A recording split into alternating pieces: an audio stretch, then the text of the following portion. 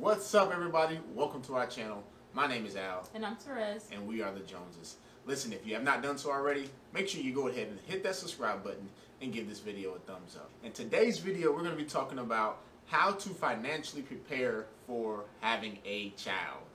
I ain't pregnant though. Yeah, so disclaimer, she's not pregnant. We ain't having no more kids. None. But we just celebrated our youngest child, our second child's first birthday, and we thought what better way to celebrate than to make a video about how to prepare for a child, because this time last year we just paid off our debt and we were just welcoming home our second child. So we said, hey, let's make a video and kind of tell people what we did to prepare financially to have this second child.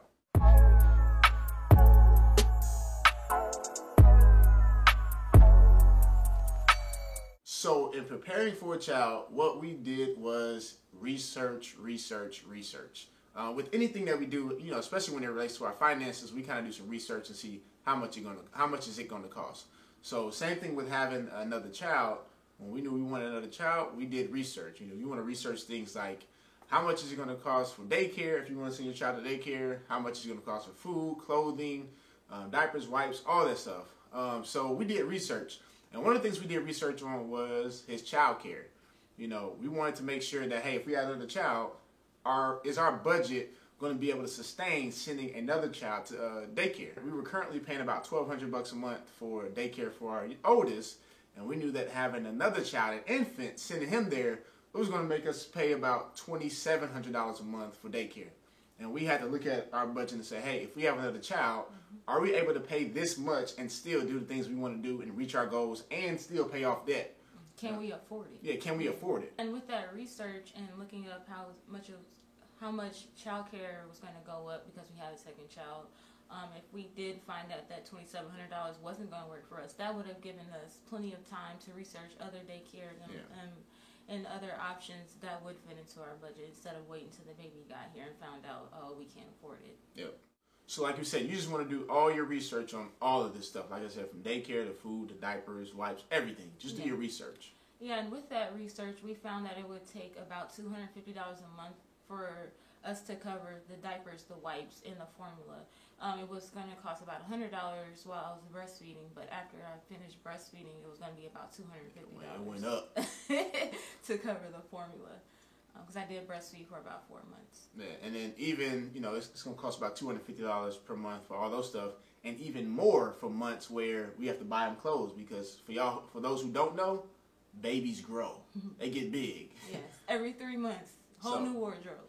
Yeah, so we were finding every 3 months we have to swap out all of his clothes, and so now we're spending more money to kind of keep him in clothes. We did save a lot of money in clothes by saving our clothes from our oldest son.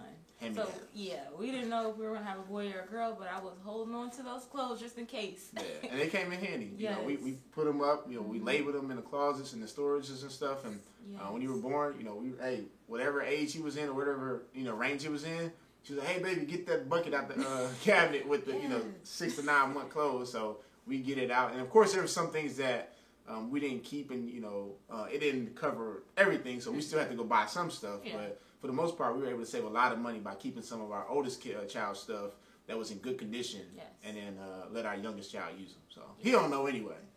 And so the next thing that you want to research, and there's a ton of things that you can research and preparing financially for a baby, but one of the things that we actually did that was very beneficial and helpful to us was we looked at her FMLA policy at work and seen how much money we would have to save in order to sustain our budget and sustain our lifestyle so that we can still pay our bills and reach all of our goals. Right. So, we knew that, I was able to, thankfully, get 10 weeks off for work, fully 100% paid. And that's crazy because I'm a guy, and I ain't even had a baby, but shout out to my job. But she, she took FMLA for the baby, and, I think it's like, certain weeks was 100%, certain weeks was like 40%. It went down like that. So yeah, that depends on your job. Yeah, it depends on your job. So we looked at her policy. Like I said, we did some research and seen how much money, we would have to save. So after we calculated everything out, we was like, hey, this is our number that we would need to save in order for nothing in our budget to change so we can hit our goals, still pay our bills, and still actually save a little money. And then also, you know, we did all this stuff while we were still paying off our debt. Like I said, we paid off $64,000 in debt, and it took us about 28 months. So this is towards the very end of it. But before that, so we paid up, we finished our debt, and you know, we made our last payment after the baby was born. We actually had the money saved up. So, you know, we follow Dave Ramsey, and one of the things that he suggests is that as soon as you find out that you are pregnant, that you're expecting a child, stop all debt payments and everything else. So instead of putting all that money that we were putting towards debt every month, we were just stacking money. So basically, by the time the baby got home, you know, once the baby was home and healthy, she was healthy, everything was cool, then we were able to hit restart. And at that time, when we pressed restart, we had enough cash to just write the check and pay off our last debt, which was our car. Right. And just because we paused the debt payments didn't mean that we changed our budget or we're spending more money. Not relaxed. Yeah. We still kept that same intensity, but instead of putting it on a specific debt, we put it in our account. Like if we were putting $2,000 a month towards debt, instead we was just putting it into savings and keep stacking it every single month. Yeah. So and then once, like I said, once the baby got home and she got home, everybody's healthy, everything's cool. Hey, call up who you got to pay, make that last payment. So that really helps me feel secure, because there's a lot of things that can happen when you're pregnant. You can have complications that would cause you to need to be on bed rest. Yeah. The baby could come early.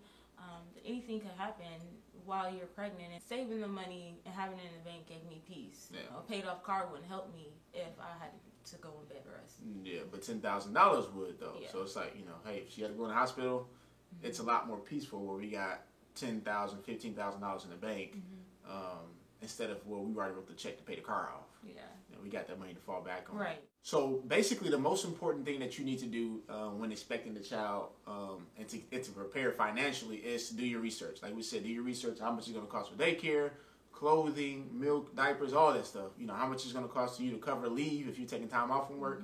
All of that stuff. Make sure you do your research, because the last thing you want to do is have the baby, think everything is okay. The baby gets home, and now you're scrambling. Now you're scrambling because you realize you don't have enough money to make the ends meet. And like I said, having a newborn baby, no sleep, all that stuff is already stressful. And then throw on top of the money issues, you know, if you're married, that's going to put a big strain on your marriage and all that stuff. So so doing your research will help you so that you can prepare way ahead of time instead of waiting till the baby gets here. Absolutely. So do your research. And save your money. And save your money. So that's all we got for you guys. I hope you enjoyed this video. Make sure you go ahead and hit that subscribe button. And don't forget to give this video a thumbs up. And we will see you guys next time. Peace.